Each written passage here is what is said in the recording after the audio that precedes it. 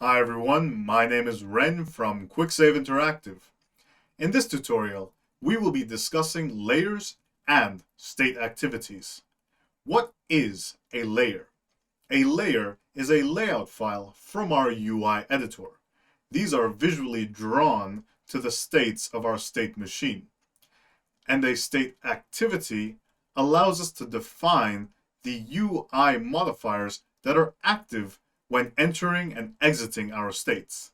Let's take a look at the machine editor and how we can add layers and state activities. In the machine editor, we are going to be adding a new layer. To do this, we will go to the settings panel and under the layer section, click the add item button.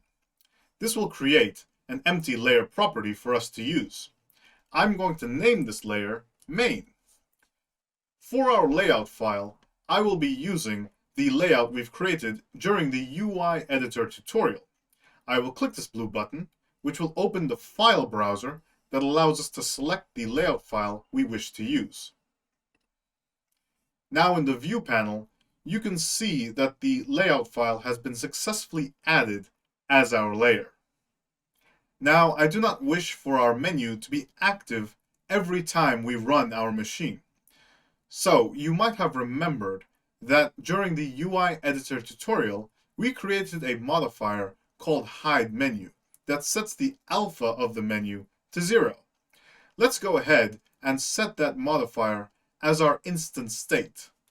To do so, we will go to this instance state section and click the add item button. And we are going to set this instance state as hide-menu.